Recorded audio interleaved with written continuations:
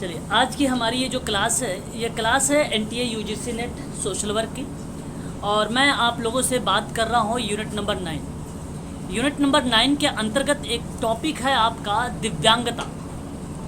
और दिव्यांगता से संबंधित मैंने लगभग 200 प्रश्न लिए हैं। यहाँ पर 200 क्वेश्चंस आपके सामने है इसमें, और आप लोगों को जवाब बताने हैं कि भाई, अच्छा लास्ट में मैं आप लोगों से पूछूंगा भी कि कितने प्रश्नों में से आप लोगों का कितना जो है प्रश्न सही हुआ है। जितने भी प्रश्न हम लोगों ने किया है अभी, उन्हीं में से देखेंगे कितने प्रश्न आप लोगों के सही आए हैं। तो शुरुआत करते हैं। आज का पहला प्रश्न, भारतीय पुनर्वास परिषद के अनुसार श्रवण बाधित व्यक्ति मतलब हियरिंग इम्पेयरमेंट व्यक्ति श्रवण दोष कितनी डीबी, ध्यान रखिएगा, एक बार एग्जाम में ये भी पूछा गया था डीबी का संकेत कैसा होता है।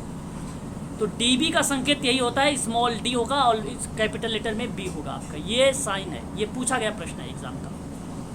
तो इसका सही जवाब आरसीआई की बात मैं कर रहा हूँ, जो 1992 में जिसकी स्थापना हुई थी उसके बारे में बात कर रहा हूँ। ऑप्शन नंबर आपका सी करेक्ट रहेगा। 70 डीबी हियरिंग लॉस बताया है आरसीआई ने। ऑप्शन नंबर सी आपका सही है। यहाँ आप लोगों को ध्यान रखिएगा, आरसीआई एक परिषद है। पहली बात, इसके आधार पर हियरिंग इम्पेयरमेंट से प्रश्न बनाया जाता है, क्योंकि आरपीडब्ल्यूडी एक्ट के अकॉर्डिंग अगर बात करें तो हियरिंग लॉस जो है एक प्रकार की डिसेबिलिटी है, ठीक है। और वही डिसेबिलिटी का 70 डीबी होगा तो वो हियरिंग इम्पेयरमेंट बच्चा होगा। और वो कितनी? 70 डीबी। ध्यान रखिएगा, कितने dB? 70 dB. Question number second देखिए, अधिगम अक्षमता शब्द का प्रयोग किसने किया था? लर्निंग डिसेबिलिटी है, इस शब्द को प्रयोग किसने किया है? आपके सामने 4 ऑप्शन, इसका सही जवाब होगा सैमुअल किर्क। आपका ऑप्शन नंबर बी करेक्ट हो जाएगा। हियर जो है लर्निंग डिसेबिलिटी के बारे में। कोई व्यक्ति मुझे बताना चाहेगा लर्निंग डिसेबिलिटी कितनी टाइप की होती है? अधिगम अक्षमता के प्रकार, कोई भी व्यक्ति बताए जरा मुझे। नहीं पता? अरे नहीं पता तो पूछिए।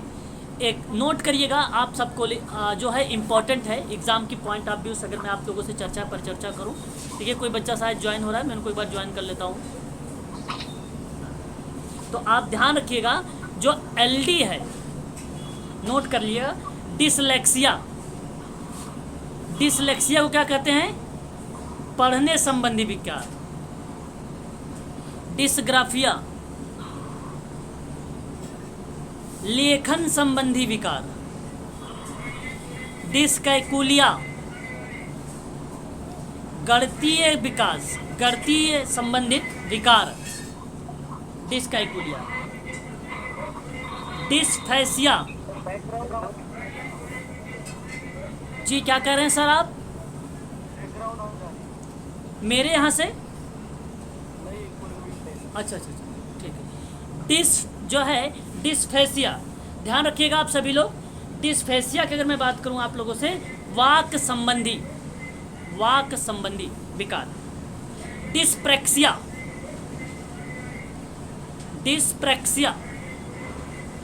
लेखन और चित्रांकन संबंधी विकार। लेखन और चित्रांकन संबंधी विकार डिस्प्रेक्सिया में। डिसआर्थोग्राफिया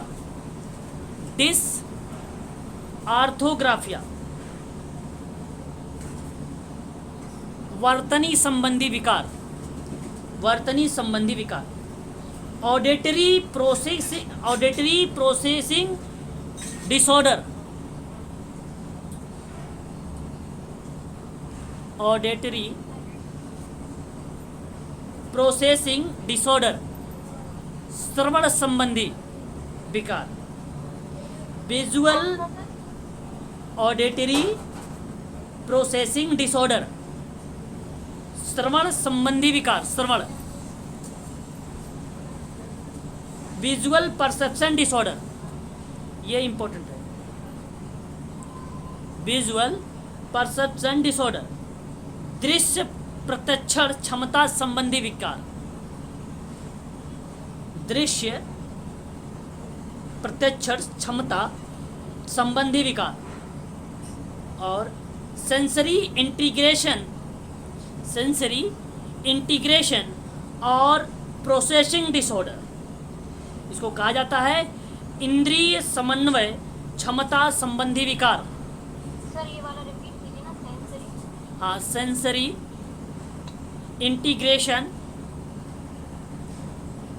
इंटीग्रेशन और प्रोसेसिंग फॉर प्रोसेसिंग। इंद्रिय समन्वय क्षमता संबंधी विकार। और एक आपका आ जाएगा यहाँ पे, अगर हम बात करें organisational learning disorder. Organisation learning disorder, संगठनात्मक पठन संबंधी विकार। बस यही आपको ध्यान रखना है। इसी में से अगर कोई प्रश्न आएगा तो इसमें से आएगा और इससे बाहर नहीं आएगा, अदरवाइज। लास्ट वाला ऑर्गेनाइजेशनल लर्निंग डिसऑर्डर। तो ये कुल टोटल 9 है या 10 है? 10। आप बताइए। सर एक बार नाम रिपीट कर दीजिए क्योंकि मेरे 9 ही।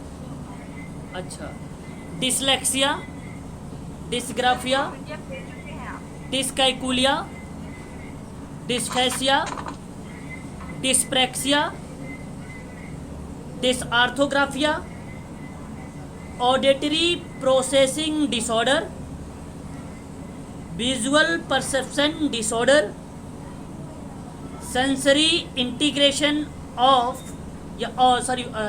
Sensory integration for processing disorder, organizational learning disorder. हो गए ना? कितने हुए थे?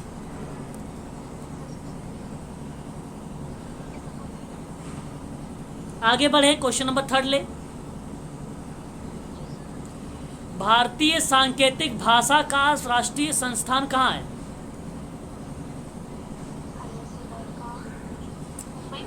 नई दिल्ली, न्यू दिल्ली। मैंने आप लोगों को जो है दिव्यांगता के संबंध में कुछ एजेंसियां थी, याद है किसी को? दिव्यांगता के संबंध में मैंने कुल टोटल 9 एजेंसियों के बारे में बात किया था। एजेंसियां, तो आप ध्यान रखिएगा सभी लोग, ये आप सब के लिए इम्पोर्टेंट बनेगी।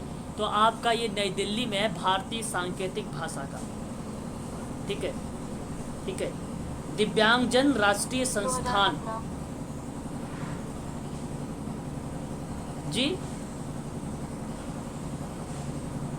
सर ये साइन लैंग्वेज वाला बोल रहे हैं ना? जी जी, मैं साइन लैंग्वेज भारतीय सांकेतिक भाषा की ही बात मैं कर रहा हूँ। क्वेश्चन नंबर 3 का ऑप्शन नंबर आपका जो है नई दिल्ली वाला, यही आपका सही माना जाएगा। इसके स्थापना का सवाल है मेरे आप लोगों से, जरा आप मुझे बताएं कि इसकी स्थापना कब हुई है? सर 28 सितंबर 2015। ओके, और भी कोई अपने विचारों को प्रकट करेंगे? ठीक। भारतीय सांकेतिक भाषा अनुसंधान और प्रशिक्षण केंद्र के रूप में जाना भी गया है, और ये आपने सही बताया है 28 सितंबर 2015 नई दिल्ली में, याद रखिएगा। RRTC का पूरा नाम आपको बताना है। RRTC का पूरा नाम बताना है। क्वेश्चन नंबर 4 हमारे सामने है, इसका सही जवाब हो जाएगा religions rehabilitation training centre. Option number आपका पहला करेक्ट हो जाएगा। आइडियोमीटर का उपयोग किया जाता है, जरा प्रश्न बताइए, सरल है। हाँ, श्रवण परीक्षण के लिए। बिल्कुल सही जवाब, ऑप्शन नंबर 1। ऐसे आप कॉमन सेंस का प्रयोग करें।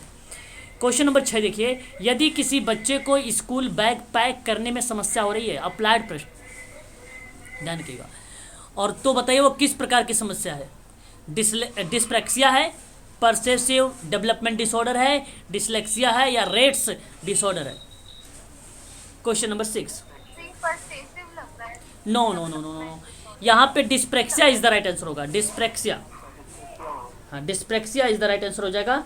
डिस्प्रैक्सिया आपको ध्यान रखना है, डिस्प्रैक्सिया, ठीक है। ऑप्शन नंबर आपका पहला वाला करेक्ट जवाब हो जाएगा। परसेसिव वाला तो इसमें नहीं है ना, आपने जो लिखवाए हैं इसमें कहाँ है ये वाला? परसेसिव डेवलपमेंट डिसऑर्डर नहीं, ये तो डिसऑर्डर है। हाँ, तो इसके रेट्स डिसऑर्डर भी होता है, अलग अलग डिसऑर्डर बहुत टाइप के हैं। मतलब हाँ, जो डिसऑर्डर है वो कई टाइप के होते हैं, ठीक है। हाँ, ये चीज़ को आप ध्यान रखिए। बात करते हैं क्वेश्चन नंबर 7। जहाँ केवल दिव्यांग विद्यार्थी पढ़ते हैं, बताइए जरा उसे क्या कहेंगे। Question number 7। हाँ स्पेशल स्कूल ही होते हैं। हाँ, स्पेशल स्कूल होता है, स्पेशल विद्यालय होता है, विशेष विद्यालय बोला जाता है इसको। आप लोग ध्यान रखिएगा, ऑप्शन नंबर बी आपका सही माना जाएगा यहाँ पर। क्वेश्चन नंबर 8 देखिए, कान के किस भाग में आर्गन ऑफ कर्टी पाई जाती है।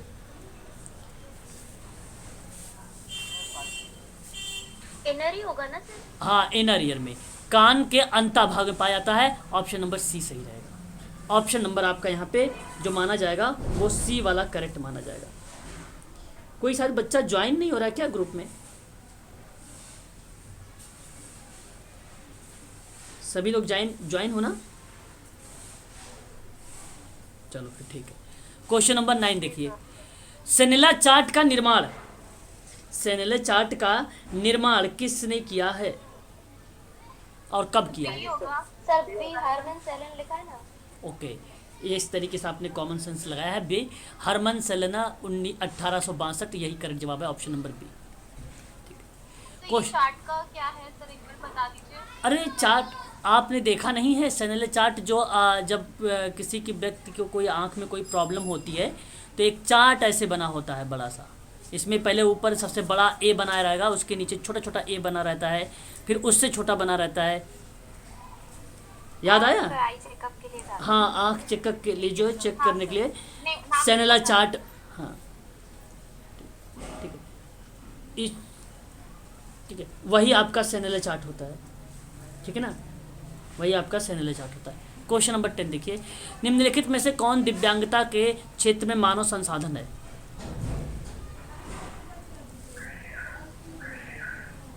सभी होगा ना। अच्छा, सभी बता रहे हो तो ठीक है, ऑप्शन नंबर डी सही है, विशेष शिक्षक, श्रवण वैज्ञानिक और मनोवैज्ञानिक। ऑप्शन नंबर डी सही रहेगा। क्वेश्चन नंबर, बहुत बढ़िया सवाल और इम्पोर्टेंट, एग्जाम में पूछा गया प्रश्न है यूजीसी के, बताइए। क्वेश्चन नंबर 11 है कि अस्थित दिव्यांग बच्चों का राष्ट्रीय संस्थान कहाँ पे है।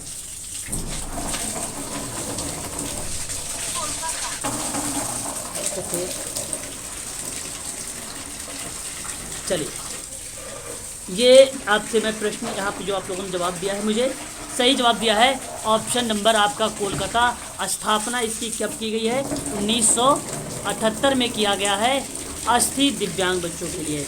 यानी इसी को क्या बोला जाता है? An locomotor. नहीं, हाँ, सही,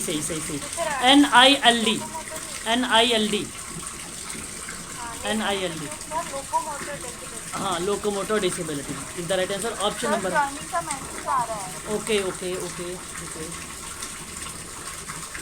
सर ये अस्थि वाले को गतिशील दिव्यांगता भी बोलते हैं ना? हाँ, बिल्कुल सही जवाब वही है, अस्थि वाला ही है, ठीक है। उसी के बारे में चर्चा करती है ये, ध्यान रखिएगा। अस्थि के संबंध में कलकत्ता में शारीरिक रूप से जो सक्षम व्यक्ति होता है, अक्षम व्यक्ति जो होता है, तो उसको पुनर्वास और मानव संसाधन का विकास करता है, भौतिक चिकित्सा देता है, व्यावसायिक चिकित्सा देता है, आर्टिफिशियल निर्माण करता है, व्यावसायिक परामर्शदाता भी यहाँ पर जो है, व्यावसायिक परामर्शदाता भी इसमें शामिल होता है। ऑप्शन नंबर आपका सी सही रहेगा। ADHD का पूरा नाम कौन बताएगा? डी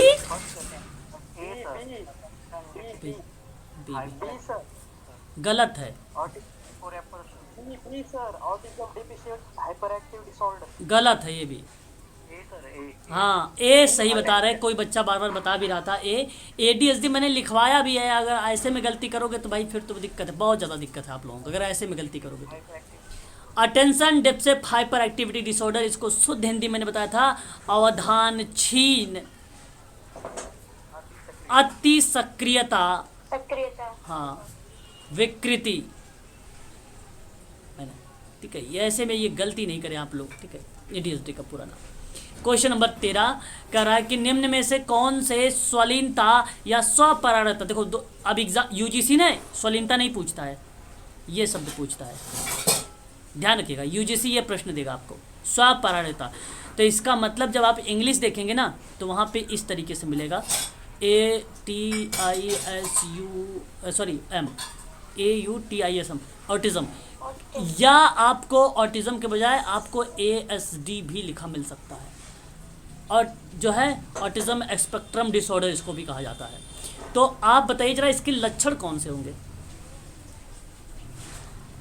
सभी है, डी सही है आपका यहाँ पे क्वेश्चन। सभी हो जाएगा। हाँ, क्योंकि यही तीन इंपॉर्टेंट है, इन्हीं तीन लक्षणों से ही जाने जाते हैं, मुख्य रूप से यही तीन लक्षण है, मुख्य रूप से इन्हीं लक्षणों से जाने जाते हैं ऑटिज्म बच्चे। ठीक है, तो क्वेश्चन नंबर 13 का ऑप्शन नंबर डी ही सही जवाब था। क्वेश्चन नंबर 14 देखिए, कार्यात्मक पाठ्यक्रम के किन बच्चों के लिए उपयोगी होता है? बताइए, जो फंक्शनल करिकुलम होता है वो बताइए किन बच्चों के लिए होगा?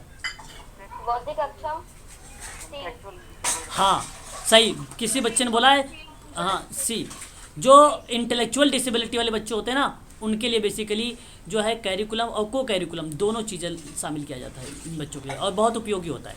ऑप्शन नंबर आपका सी रहेगा सही। अब समझ रहे हो इसका मतलब क्या है? कैरिकुलम का मतलब यहाँ जो कार्यात्मक पाठ्यक्रम जोड़ा गया, एक होता है कैरिकुलम, एक होता है को कैरिकुलम। कैरिकुलम वो पाठ्यक्रम होता है जिसे लेखन से संबंधित, ठीक है, पठन से संबंधित, अंक गणितीय से संबंधित, ठीक है। 3R का नाम सुना है? Reading, writing, arithmetic. 3R बोला जाता है इसको, कार्यात्मक फंक्शन को, रीडिंग, राइटिंग, अर्थमेटिक। ये कैरिकुलम पाठ्यक्रम। और एक है को कैरिकुलम पाठ्यक्रम। को कैरिकुलम पाठ्यक्रम जो होता है ना वो बेसिकली व्यायाम होता है, ठीक है, खेल कूद होता है, ठीक है, एक्सरसाइज होता है, ठीक है, ओकेशनल एक्टिविटी होती है, ठीक है, एक्टिविटी के थ्रू पढ़ाने में। बिल्कुल बिल्कुल, जो एक्टिविटी के माध्यम से आप टीच कराओगे वो को कैरिकुलम होगा। बहुत बढ़िया जवाब आपका आया, बहुत बढ़िया, और वो आपका को कैरिकुलम होगा, ठीक है। चलिए आगे बढ़े, क्वेश्चन नंबर नेक्स्ट 15। ऐसी शिक्षा व्यवस्था जिसके अंतर्गत दिव्यांग विद्यार्थी को शैक्षिक संस्थान के अनुसार तैयार होकर आना पड़ता है उसे कहते हैं? बताइए क्या, बोलिए। समावेशी शिक्षा। क्वेश्चन नंबर 15 का सही जवाब सी होगा, इंटीग्रेटेड एजुकेशन होता है। अब सुनिए, ऐसी शिक्षा की व्यवस्था जिसके अंतर्गत दिव्यांग विद्यार्थी को शैक्षिक संस्थान के अनुसार तैयार होकर आना पड़े। आपको पता है, एक होता है स्पेशल एजुकेशन, एक होता है इंटीग्रेटेड एजुकेशन, एक होता है इंक्लूसिव एजुकेशन। अच्छा, तीनों के बारे में किसी को मालूम है? कोई बताना चाहे? तो स्पेशल एजुकेशन में केवल तो स्पेशल चाइल्ड होगा, यस या नो? हाँ सर। और इंटीग्रेटेड में और स्पेशल एजुकेशन में आपका special child plus normal child. Sir वो समावेशी में होगा ना? दोनों में नहीं, इंटीग्रेटेड में नहीं अभी होगा मैं बता, स्पेशल चाइल्ड। अरे इंटीग्रेटेड में स्पेशल चाइल्ड नहीं होगा, तो यहाँ पे क्वेश्चन में क्यों दे दिया कि दिव्यांग विद्यार्थियों को शैक्षिक संस्थान के अनुसार आना पड़े? क्वेश्चन नंबर सर वो समावेशी है ना इसका? गलत गलत गलत तर्क ना दे, ठीक है, सही। अगर मैं आपसे बता रहा हूँ, यहाँ पे आप ध्यान रखिएगा, इंटीग्रेटेड एजुकेशन और इंक्लूसिव एजुकेशन में नॉर्मल प्लस स्पेशल दोनों बच्चे शामिल हो गए, परंतु अब यहाँ पर इस बात को समझना है कि आप आइडेंटिफाई कैसे करेंगे कि ये समावेशी है और ये एकीकृत शिक्षा है। एकीकृत शिक्षा, और एकीकृत शिक्षा को बोला जाता है इंटीग्रेटेड एजुकेशन। कहने का मतलब ये वो शिक्षा है जहां शारीरिक रूप से बाधित या मान लीजिए जो भी 21 टाइप की डिसेबिलिटी है, अक्षम बच्चों को सामान्य बच्चों के साथ सामान्य कक्षा में एक साथ शिक्षा दिया जाए। बात को बहुत अच्छे समझिएगा, मैं अभी समावेशी एजुकेशन में भी बताऊंगा। एकीकृत शिक्षा की विशिष्ट शिक्षा का विकल्प ना होकर विशिष्ट शिक्षा का पूरक होगा, लेकिन मेथड्स जो लगेगा वह नॉर्मल एजुकेशन का लगेगा, नॉर्मल एजुकेशन का मेथड लगेगा।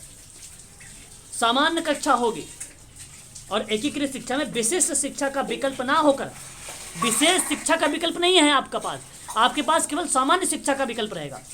परंतु अब बात को समझिए आप सभी लोग, समावेशी शिक्षा ये क्या बताता है? समावेशी शिक्षा आपसे क्या बताता है? सिंपल सी बात है, समावेशन को बात करता है। यहाँ कहता है कि सामान्य शिक्षा होगी, सामान्य कक्षा होगा, सामान्वित पृथक्करण किया जाएगा, सामान्य का विशिष्ट समूह बनाया जाएगा और यहाँ पर जो समावेशी शिक्षा बनाई जाएगी वो बेसिकली सामाजिक, मानसिक, शारीरिक, संवेगात्मक रूप से जो बच्चे कमज़ोर हैं उन्हें समान और सामान्य बच्चों के साथ शिक्षा प्रदान किया जाएगा। बच्चों के अधिकार का सम्मान करना समावेशी शिक्षा का प्रमुख उद्देश्य होगा। इसका उद्देश्य यही बनेगा कि सभी बच्चों को, चाहे वह मानसिक, शारीरिक, सामाजिक, समावेशिक रूप से कमज़ोर हो, और इसमें भी आपका वही बच्चा दोनों रहेंगे, स्पेशल चाइल्ड और नॉर्मल। यहाँ पे आपका मेथड लागू रहेगा, कौन सा? स्पेशल एजुकेशन का मेथड यहाँ पर लागू होगा। और यहाँ पे स्पेशल एजुकेशन का मेथड लागू नहीं है। आपको बता दूं यहाँ पे नॉर्मल एजुकेशन दिया जा रहा है, परंतु यहाँ पे बच्चा तैयार होकर लेकिन जब आएगा तो नॉर्मल ही कंडीशन में आएगा। कहीं कहीं मतलब स्कूल में अब दोनों में बच्चे जा रहे हैं। हाँ, अब आपको मैं बता दूं एक सिंपल सी बात।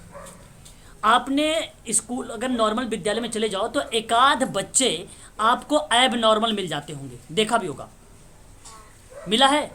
और ऐसी कंडीशन पर जब कभी आप उनसे बात करें कि सर आप स्पेशल एजुकेशन रखें, वह स्पेशल एजुकेशन जो टीचर होगा वो स्पेशल टीच कराएगा, उसको करवाए, तो वहाँ पे उनका एक जवाब होता है कि ये सर इंटीग्रेटेड एजुकेशन है, इसमें सामान्य बच्चों की तरह ही ऐसे बच्चों को जो है टीच कराया जाता है। मैंने बहुत सारे ऐसे बच्चे हैं देखे हैं और वो अपने बच्चों को बनाना चाहते हैं। जैसे NIOS की बात कर लो, NIOS की बात कर लो, यहाँ पे इंटीग्रेटेड भी उसको कहा जाता है, समावेशी भी कहा जाता है उसको, दोनों पार्ट NIOS में शामिल है, ठीक है, NIOS में, ठीक है। तो आपको बस सिंपल सा सिर्फ अर्थ है नॉर्मल प्लस स्पेशल इसमें शामिल होंगे और केवल स्पेशल इसमें शामिल होगा। ऑप्शन नंबर सी सही रहेगा यहाँ पे, क्योंकि विद्यार्थी का शैक्षिक संस्थान के अनुसार आना है, शैक्षिक संस्थान के अनुसार आना है तैयार होकर, तो ऑप्शन नंबर आपका सी करेक्ट रहेगा। समावेशन का मुख्य बिंदु क्या होगा? समानता, मुख्य धारा से जोड़ना, तो डी होगा सर, समानता, मुख्य धारा से जोड़ना। समावेशन का जो था मुख्य धारा से जोड़ना, समाज की मुख्य धारा से जोड़ना। समानता आप बात ठीक कर रहे थे, परंतु ये बेसिकली थोड़ा सा उच्च लेवल पर जब प्रश्न आता, थोड़ा सा ये प्रश्न का पैटर्न ही कुछ समावेशन के दिव्यांगता से पूछा गया था, इसलिए वहाँ पर ये सही था। और समानता की बात अगर हम करते तो वहाँ पे मुख्य धारा अगर नहीं होगा तो समानता की बात आप करते तो ठीक था, ठीक है, तब तो ठीक था, ठीक है। ऑप्शन में मुख्य धारा है तो इसलिए ऑप्शन को आप सबसे पहले रखो, मुख्य धारा को, समाज की मुख्य धारा से जोड़ना। स्थानीय स्तर पर बताइए समिति किस अधिनियम में शामिल किया गया? PWD act 1995, NT-RCI, none of these दीज। No, national trust. स्थानीय स्तर की समिति किस अधिनियम में शामिल किया गया है? नेशनल ट्रस्ट में शामिल किया गया है 1999 में। 4 टाइप की डिसेबिलिटी आती है, कौन बताएगा? अब ऐसा मत करिए, नेशनल ट्रस्ट। अरे अब एग्जाम आ गया था भाई, अब कब याद करोगे भाई? हैं? ऐसे मत बोलो।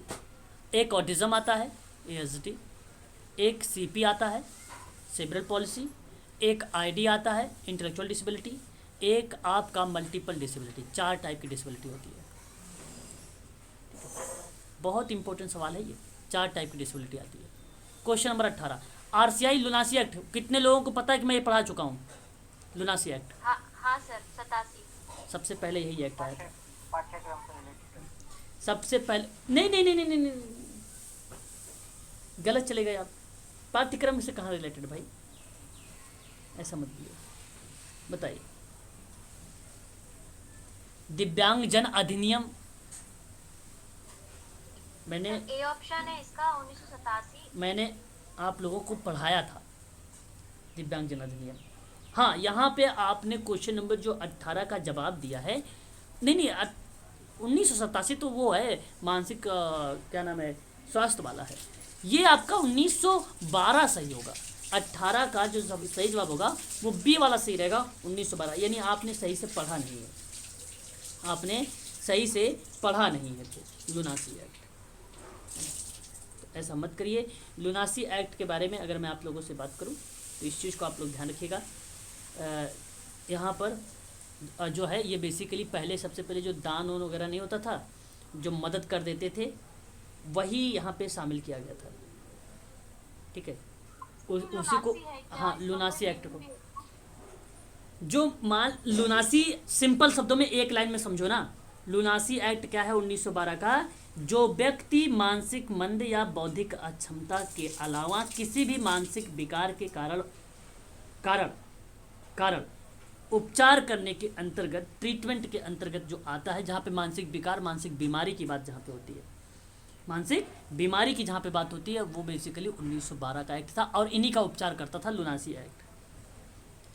फिर मानसिक बीमारी को लेकर 1987 में आया, लंबा टर्म था, और 1987 के बाद आपका आरसीआई आया 1992 का, और फिर ये भी लंबा चला, और ये जब लंबा चला, नहीं लंबा नहीं चला है, थोड़ा दूर चला है, फिर आपका 1995 आ गया था 3 साल बाद, और फिर 3 साल के बाद 21 साल चला, क्या आ गया बताइए? आरपीडब्ल्यूडी एक्ट है ना, 2016। हाँ ये आपको याद रखना। चलिए बहुत बढ़िया है, आप लोग कर रहे हो अच्छे से, अच्छी बात है। क्वेश्चन नंबर नेक्स्ट देखिए, LAD. Sir, language acquisition device, A option. अब आप मुझे जरा बताएं ये किसने दिया है? सर, लैंग्वेज का नॉन चॉम्स्की नहीं दिया है सर। हाँ, एलएडी आप ध्यान रखिएगा, भाषा के जनक जो हैं नॉन चॉम्स्की ही हैं, और यहाँ पर 19 का पहला ही सही रहेगा, language acquisition device, option number 3। National trust 1999 कितनी दिव्यांगताएं शामिल है? 7, 16, 4, 21? हाँ 4 है सर। 4 है। हाँ अभी बताया जो। हाँ बिल्कुल बिल्कुल सही।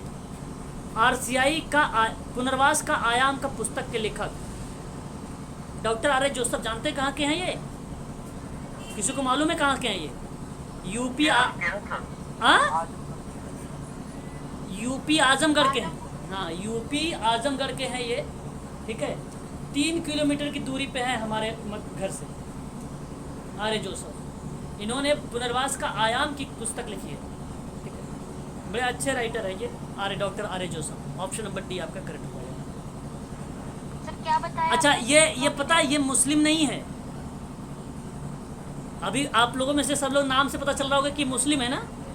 नहीं, जोसेफ तो क्रिश्चियन लग रहे हैं। क्रिश्चियंस भी नहीं है, क्रिश्चियंस भी नहीं है ये।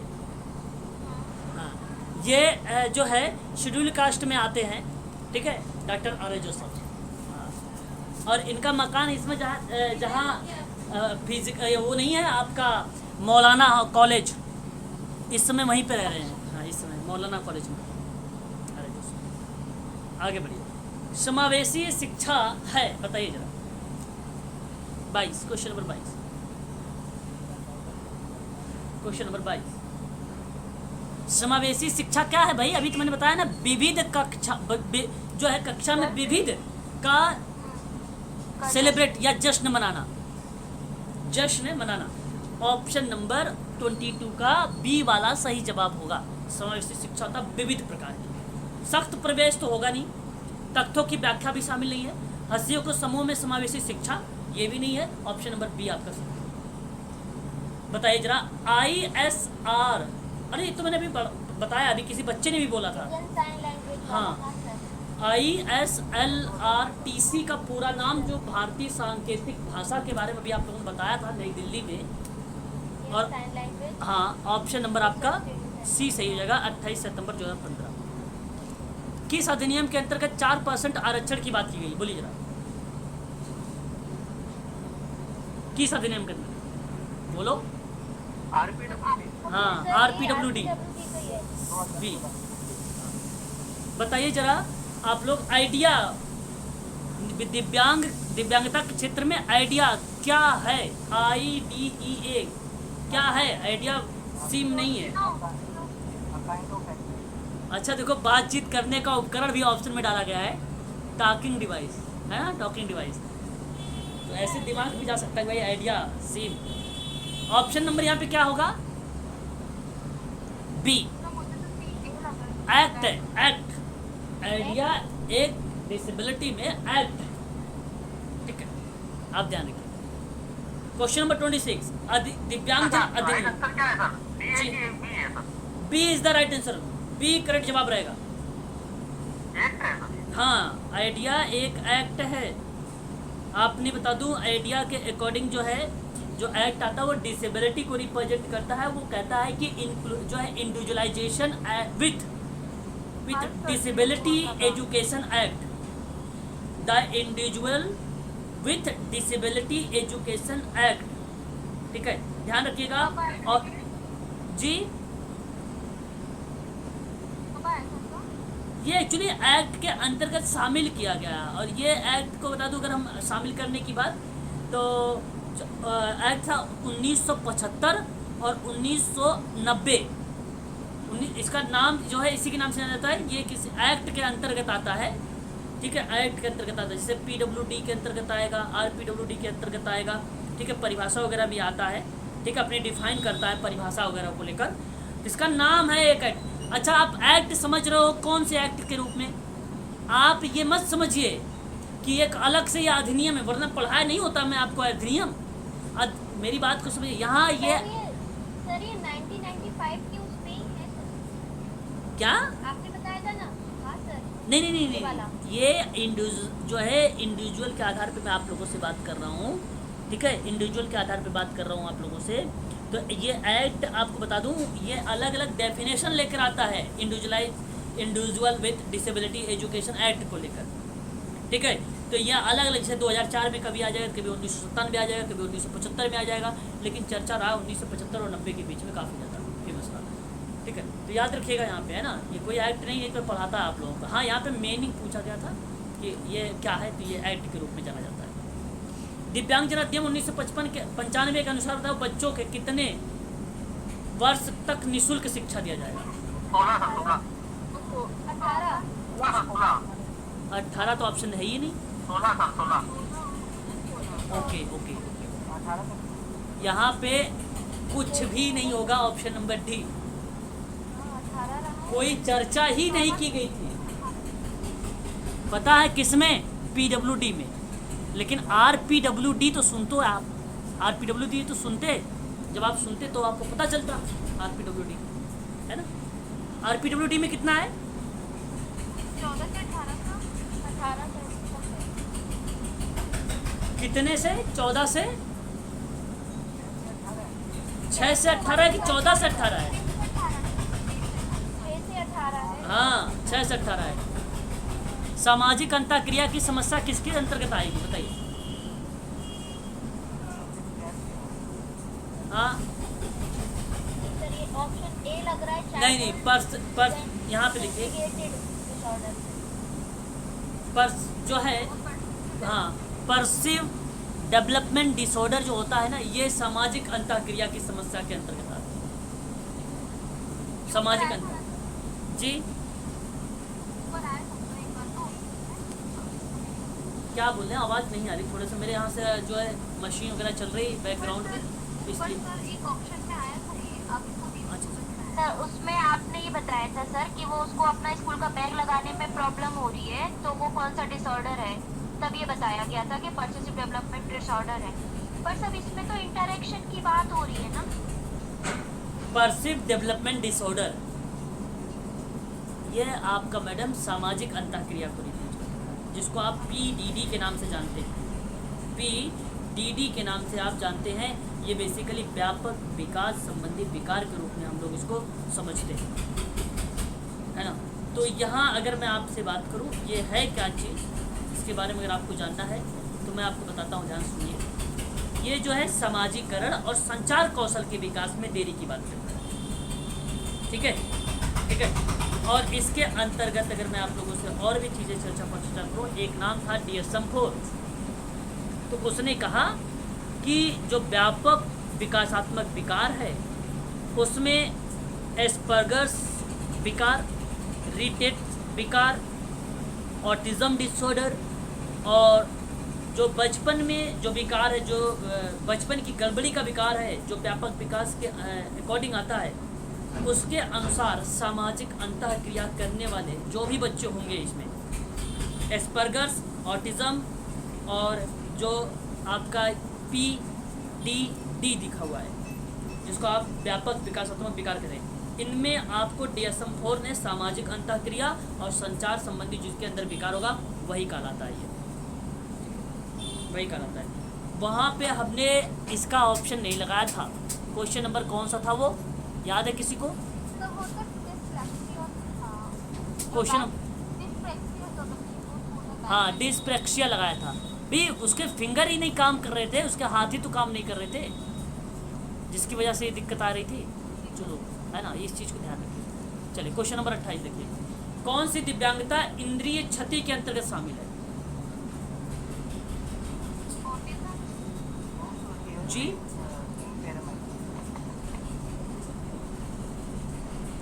28 का सही जवाब क्या होना चाहिए? बी करेक्ट होना चाहिए, श्रवण बाधिता, जो इंद्रिय क्षति के अंतर्गत आता है। आपका ऑप्शन नंबर बी।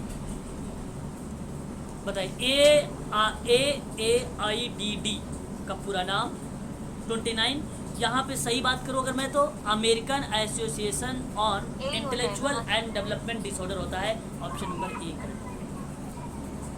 कहीं कहीं AAMR कहा जाता है इसे, American association on mental retardation, इसको जोड़ा जाता है, याद रखिए। आगे बात करिए क्वेश्चन नंबर 30, यदि कोई बच्चा श्रवण बाधित और स्वलीन और बौद्धिक अक्षमता से प्रभावित है तो उसमें कौन सी दिव्यांगता होती है? हाँ मल्टीपल डिसेबिलिटी। जब कोई दृष्टिबाधित बच्चा किसी असामान्य गतिविधियों को बार बार दोहराता है तो उसे क्या कहोगे? नहीं नहीं नहीं नहीं, नहीं। ब्लाइंडनेस कोई डिसऑर्डर तो नहीं है ना? लेकिन अरे भाई जब कोई दृष्टि बाधित बच्चा किसी असामान्य गतिविधि को बार बार दोहराएगा तो उसे ब्लाइंडिज्म ही तो कहेंगे। ऑप्शन नंबर आपका सी करेक्ट रहेगा। सोडा का नाम सुना है? खाने वाला सोडा नहीं है ये। तो एक बार आपने बताया था। अरे वाह वेरी गुड, बहुत बढ़िया, फिर तो याद है सोडा। 32 is the right. इसका सही जवाब क्या हो जाएगा आपका? ये सोडा का जो प्रयोग पूर्ण रूप नाम है आपका यहाँ पे सिबलिंग ऑफ डेफ एडल्ट्स। अब यहाँ पे आपको अगर हम बात करें ये बेसिकली किस चीज़ को रिप्रेजेंट कर रहा है, इसको भी आप ध्यान रखिएगा, सोडा को, ठीक है, ध्यान रखिएगा। सिबलिंग्स ऑफ डेफ एडल्ट्स ये बनता है सोडा का आपका जो है फुल फॉर्म यहाँ पर। लेकिन जब आप हियरिंग इम्पेयरमेंट के अंतर्गत इसको पढ़ते हैं, किसके अंतर्गत? हियरिंग इम्पेयरमेंट के अंतर्गत, तब बताइए वहाँ पे इसका क्या क्या फुल फॉर्म बनेगा?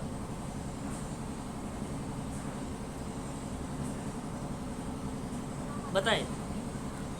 सर ऑटिज्म आ जाएगा सर? नहीं नहीं नहीं, अभी और कोई बताए। सर एक बार क्वेश्चन समझ में आया, आपने क्या पूछा? मैंने कहा अगर सोडा को आपको स्पीच, जब आप ट्रेनिंग देंगे, जब आप उसको स्पीच वाले जो व्यक्ति जो बोल नहीं पाता है उसको जब आप ट्रेनिंग देने लगेंगे तो उस दौरान इसका फुल फॉर्म क्या होगा ये बताइए।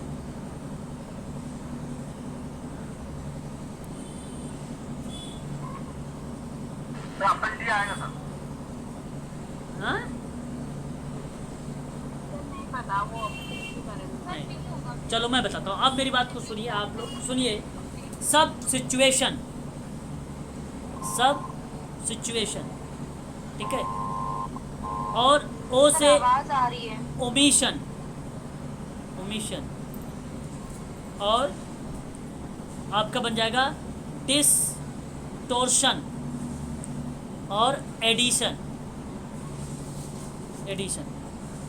याद आप लोगों को होना चाहिए, वैसे मैंने आप लोगों के बार पढ़ाया भी था इसके बारे में कि प्रतिस्थापन क्या होता है, चूक क्या होती है ना, विरूपण क्या होता है, शब्दों को जोड़ना क्या होता है, इसी को हम लोग जो है सोडा के रूप में जानते हैं। सोडा इसी के रूप में हम लोग पढ़ते हैं, है ना, प्रतिस्थापन। ठीक है, इस चीज़ को आप लोग जो है ध्यान रखिए। आर्टिकुलेशन विकार इसको कहते हैं। क्या कहते हैं?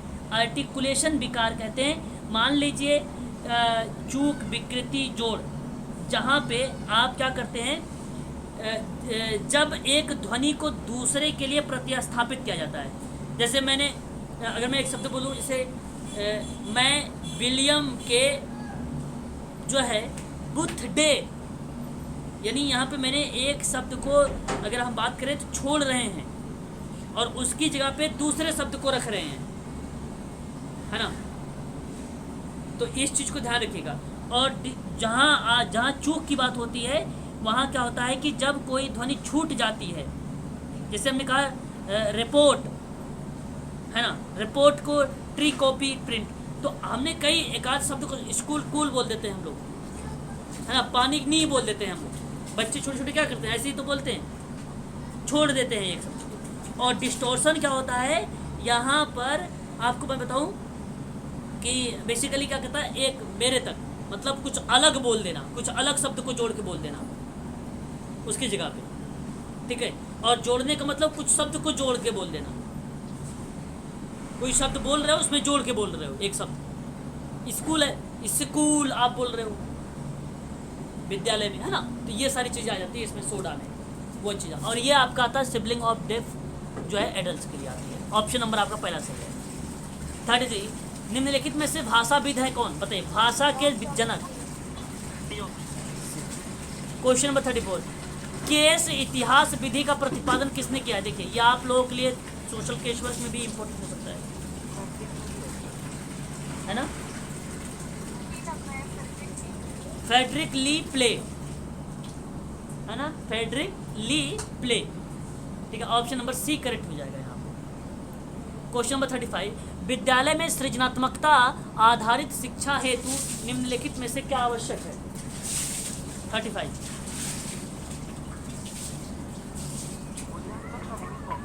जी, मूल्यांकन प्रणाली में सुधार। हाँ, निम्नलिखित में से कौन सा विकासात्मक विकार का उदाहरण है? 36, विकासात्मक विकार। मैंने आप लोगों को भी हाल ही में पढ़ाया था डेवलपमेंटल डिसऑर्डर। एक मैंने आप लोगों को बताया था आंतरिक, और एक मैंने बताया था बाह्य, याद है। मैंने ADHD और ADHD, ऑटिज़म, बुलिमिया को भी जोड़ा था और एनोरेक्सिया को भी जोड़ा था आंतरिक में। और इसमें ध्यान रखिएगा, वही प्रश्न है कि विकासात्मक विकार का उदाहरण कौन से? ADHD नहीं है और ऑटिज़म भी नहीं है। देखो, दृष्टिबाधिता को काट दीजिए, श्रवणबाधित काट दीजिए, कुष्ठ रोग को काट दीजिए। आपका जो इंटेलेक्चुअल डिसेबिलिटी है ना, वो भी आपका इसी में आएगा, ID में, इसमें भी आएगा, बाह्य में आएगा। स्वलीनता प्रथम उदाहरण कब मिला, बताइए, स्वलीनता का प्रथम उदाहरण कब मिला था? 37, ऑटिज्म वाला। सबसे पहला उदाहरण अगर हम बात करते हैं 1937 का, क्वेश्चन नंबर अगर हम बात करते हैं 37 नंबर 37 का, तो 1966 इज द राइट आंसर हो जाएगा। ऑप्शन नंबर आपका बी करेक्ट मान लिया जाएगा, ठीक है। 1699 लिखा है। सॉरी 1699 ही है। 1699 नहीं, इसको 1999 करिए, फिर तो 2000 आ जाएगा। नहीं, 1699 सही भेज हो रहा हूँ। हाँ, 1699 सही है। पहला उदाहरण ना, पहला उदाहरण 1699, पहला उदाहरण। 1999 2000 हो रहा है, 2000 थोड़ी ना, 2000 नहीं है। दृष्टिबाधित बच्चे किस प्रकार के अधिगमकर्ता होते हैं?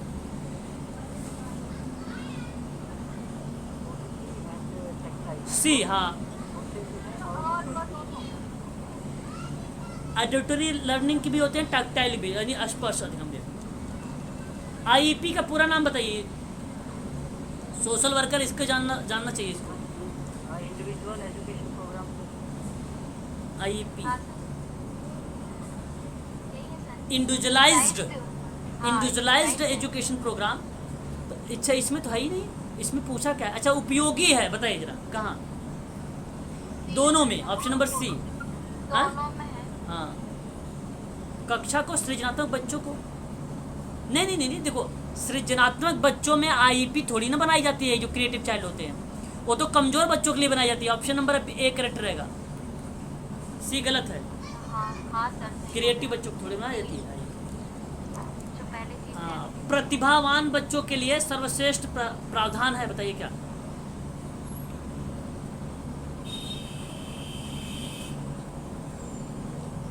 ऑप्शन नंबर आपका जी, सी इज द राइट आंसर होगा। जो प्रतिभावान बच्चे होते हैं उनके लिए सर्वश्रेष्ठ प्रावधान कार्यक्रम को समृद्ध बनाना होगा, योग्यता के आधार पर थोड़ी ना होगा, दोहरी कक्षा में भी नहीं होगा, विशिष्ट विद्यालयों का प्रावधान भी नहीं होगा। मेक द रिच प्रोग्राम मतलब समृद्ध, रिच मतलब समृद्ध, ठीक है। श्रवण बाधित बच्चों को व्याकरण सिखाने के लिए भाषा शिक्षण की प्रविधि का प्रयोग किया जाता है, बताइए जी। रचनात्मक प्रविधि, हाँ जी, स्ट्रक्चर में। हाँ, क्वेश्चन नंबर 41 का ऑप्शन नंबर बी सही रहेगा। सामाजिक नियमों और कानूनों के विरुद्ध व्यवहार करने वाला बालक कौन है? अपराधी बालक। अपराधी होगा। हाँ, अपराधी बालक होगा। समावेशी शिक्षा मानती है कि हमें डैश को डैश के अनुरूप बदलना, वेरी वेरी मोस्ट इंपॉर्टेंट सवाल। बच्चे को परिवेश का व्यवस्था को बच्चे के अनुरूप बदलना चाहिए। समावेशी शिक्षा मानती है कि हमें व्यवस्था को बच्चे के अनुरूप बदलना चाहिए, है ना? जो सिस्टम है ना वो बच्चों के लिए भी उसने। हाँ, ऑप्शन नंबर आपका पहला सही रहेगा। बताइए NSSO का पूरा नाम। Okay, national sample survey organization, survey organization. सही है। बताइए शैक्षिक द्विभाषिकता है क्या है?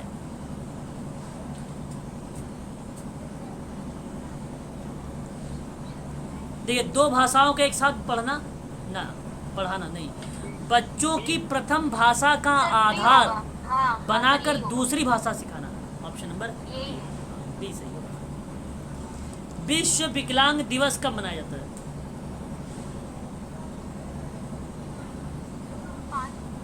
पता ही नहीं, 5 दिसंबर कोई बोला, देख लीजिए, ये देखो किसने बोला 5 दिसंबर भाई? सॉरी। अरे हाँ मैम ने। 3 दिसंबर। नहीं तो मैंने नहीं बोला। क्वेश्चन नंबर 47 देखो, निम्नलिखित में से कौन सी विशेषता सृजनशील बालकों की है, मतलब क्रिएटिव चाइल्ड की? समृद्ध कल्पना शक्ति। समृद्ध कल्पना शक्ति, बिल्कुल सही जवाब, ऑप्शन नंबर ए सही। धीमी से थोड़ी सीखता है वो लोग। समस्यात्मक बालक कौन है, बताइए? तभी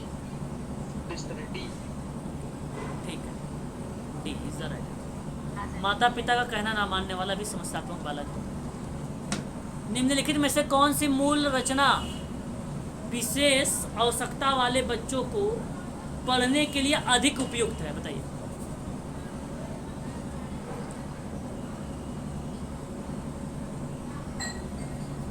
ऑप्शन आपका यहाँ पे करेक्ट माना जाएगा सी, सहकारी अधिगम और सहपाठी शिक्षण, option number C is the right answer होगा। ऑप्शन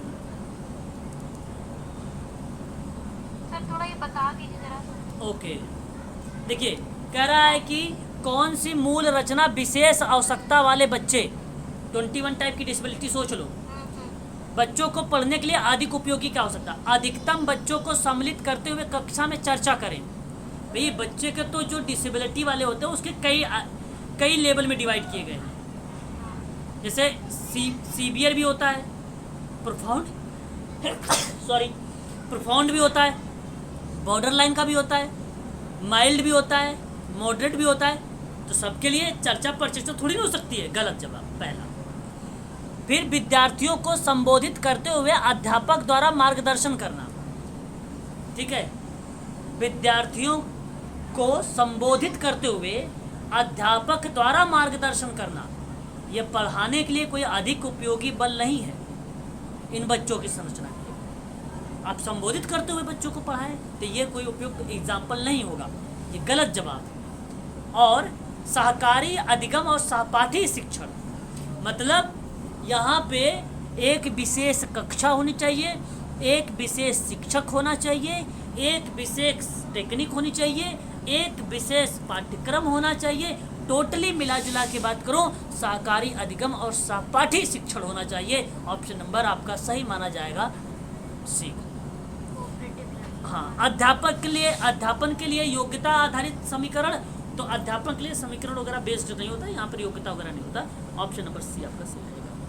मतलब कोऑपरेटिव लर्निंग पीयर ट्यूटर, मतलब एक प्रकार से अगर हम बात करें तो आप उनको ग्रुप में पढ़ाइए भाई और कोऑपरेट लर्निंग करवाइए, एक दूसरे से सीखे बच्चे, ऐसी एजुकेशन प्रोवाइड कराइए। 50 दिव्यांग बच्चों, एक मिनट, दिव्यांग व्यक्तियों को सामान्य शिक्षा व्यवस्था में शिक्षित करना चाहिए क्योंकि बी, उन्हें सामान्य जीवन में अपने आप को समायोजित करना है। हाँ, सहानुभूत हमेशा गलत होता है। और एक बात ये भी ध्यान रखना, प्रश्न का पैटर्न भी ध्यान रखना, प्रश्न का पैटर्न क्या कहेगा। सर वैसे आप ये उन्हें भी शिक्षित करना आवश्यक है, ये भी जरूरी है। तो उन्हें वैसे भी सभी शिक्षित भी हो करना। सकता है सर, ये क्वेश्चन नंबर ऑल भी हो सकता है सर। नहीं, और कैसे होगा नेगेटिव शो कर रहा है ना। भाई, सामान्य शिक्षा व्यवस्था को शिक्षित करना चाहिए। अब बात हो रही है दिव्यांग बच्चों को लेकर, हाँ, तो उन्हें कैसे शिक्षित करना आवश्यक है, उन्हें शिक्षित करना also, it's also necessary to education them, no. और अच्छा, उनको क्या सहायता देने की जरूरत है? अरे ऑप्शन नंबर आपका सबसे बेटर ऑप्शन आपका सही रहेगा भाई, बी, बी। अच्छा, एक चीज़ और सुन लीजिए आप लोग यहाँ पर। अब ऐसे में आप सोच रहे हैं प्राथमिकता किसको दिया जाए, कुछ बच्चे होते हैं लेकिन यहाँ पे तो श्योर है, गारंटी है कि भी सही है। कहेंगे सामूहिक पात्र भी है, शिक्षित करना भी आवश्यकता होती है, और भाई तो सबसे अच्छा ऑप्शन है ये तो 90%, इसको 90% कर दो, इसको 5% कर लो, इसको 5% कर लो, हो गया 100%, और ऑप्शन नंबर डी को लगा दो। अच्छा, ऐसी गलती भी मत करना कभी भी कि जहाँ पे उपर्युक्त सभी आ रहे हैं तो उसमें अगर आप सोच लिया कि ये भी सही, ये भी सही, और सबसे अच्छा अगर ये सही है तो इनमें कहा कि चलो ये तो आ गया ऑलरेडी, तो एग्जामिनर वहाँ पे ये गलत करता है क्वेश्चन। यहाँ पे आपको वो नहीं जानना चाह रहा था, वो ये जानना चाह रहा था आपसे कि आपने चुना क्या। मैं दिया जो दिया था प्रश्न, मेरा ये था उत्तर कि ऑप्शन नंबर बी, कि उन्हें सामान्य जीवन को अपने समायोजित करने की बात कर रहा था। आप ऐसी गलती भी मत कर देना एग्जाम में। मैं जो समझाना चाह रहा था वो समझे हो कि नहीं, आप समझे हो? समझ गए ना मैं क्या कहना चाह रहा था? हाँ, मतलब आप ऐसे मत सोच लीजिएगा कि भाई ये पहला भी सही लग रहा है, ये भी सही लग रहा है और ये भी सही है, तो ये तो थोड़े थोड़े सही है। सर एक चीज और, यहाँ क्वेश्चन में देखिए, विकलांग व्यक्तियों को सामान्य शिक्षा व्यवस्था, अगर सामान्य शिक्षा व्यवस्था होती तो इतनी और अदर व्यवस्थाएं करने की क्या जरूरत है? वो नहीं पढ़ सकते। अंधा होगा, बच्चा अंधा है तो कैसे वो पहचान पाएगा अगर उसे हम उसकी शैली में नहीं पढ़ाएंगे तो? मैं आपसे क्या कह रहा हूँ भाई, यहाँ मैंने आपसे क्या बोला है कि एक दिव्यांग बच्चा है, उसको सामान्य शिक्षा की व्यवस्था में, नॉर्मल एजुकेशन की सिस्टम है, उसमें शिक्षित करना चाहते हो आप, तो उसके साथ उससे सबसे पहले सहानुभूति दिखाओगे कि आजा भैया तुझे शिक्षा देता हूँ, आजा, तू दिव्यांग है, आजा, ठीक है। फिर आप उन्हें ऐसे कहोगे, उन्हें भी शिक्षित करना आवश्यक होगा। अच्छा, यहाँ आपने सोचा कि वो भाई डिसेबल बच्चा है, शिक्षा, सामान्य शिक्षा की व्यवस्था में आया है और शिक्षित करना उसे चाहता है, शिक्षित करना चाहिए उसे, तो ऐसे में शिक्षित करना चाहिए तो उन्हें भी शिक्षित करना चाहिए। यहाँ पे प्रश्न अधूरा, एक पॉइंट मेरी बात को समझिए। दिव्यांग बच्चा सामान्य एजुकेशन व्यवस्था में आया और वो शिक्षित करना चाहिए उसे, तो आपने सोचा कि ये अनिवार्य है, कंपलसरी है, नेसेसरी है कि आप इस बच्चे को एजुकेशन प्रोवाइड करो। भले आपके पास स्पेशल एजुकेशन ना हो, भले आपके पास टीचिंग लर्निंग मटेरियल ना हो, लेकिन आप वहाँ पे आवश्यक मान ले हो। क्या ये सत्य है? जब आपके पास सिस्टम नहीं तो कैसे आप एजुकेशन उसे प्रोवाइड करोगे? भाई नहीं समझे आप? मेरा कहने का मतलब है सामान्य शिक्षा की व्यवस्था में शिक्षित करना चाहते हो आप, ठीक है, और उन्हें भी शिक्षित करना आवश्यक है, ये बात भी ठीक है, लेकिन प्रश्न को सोच कर चलिए आप। प्रश्न में थोड़ा सा इंग्लिश देख लीजिए, कह रहा it is also necessary to education them, compulsory मान रहा है उसको एक प्रकार से, नेसेसरी मतलब आवश्यकता की बात कर रहा है। तो और ऑप्शन नंबर बी देखिए कि उन्हें सामान्य जीवन में अपने आप को समायोजित करना है, उन्हें सामान्य जीवन में अपने आप को समायोजित करना है, तो उसके लिए आप सामान्य शिक्षा व्यवस्था में शिक्षित करना चाहते हैं कि ताकि वो अपने जीवन जो है सामान्य जीवन, अपनी दिनचर्या को जी सके या अपनी लाइफ दिनचर्या को सही तरीके से समाज की मुख्य धारा से जुड़ सके। ऑप्शन नंबर आपका बी करेक्ट है, ना कि सी, ठीक है, झूठा ऑप्शन नंबर आपका सी गलत है। 51 देख लीजिए, भारत में सामाजिक न्याय और अधिकारिता मंत्रालय द्वारा दिव्यांग व्यक्तियों के लिए राष्ट्रीय शिक्षा नीति कब लागू की गई?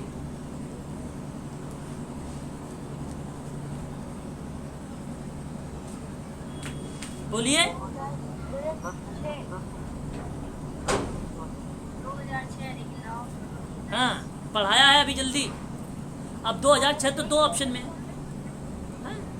2006 कंफर्म है सर, बट नाउ ये याद है 10 फरवरी, ऑप्शन नंबर बी, 10 फरवरी 2000, ठीक है। देखिए CGLA, चलिए हमको पैसे दे देना। GLAD,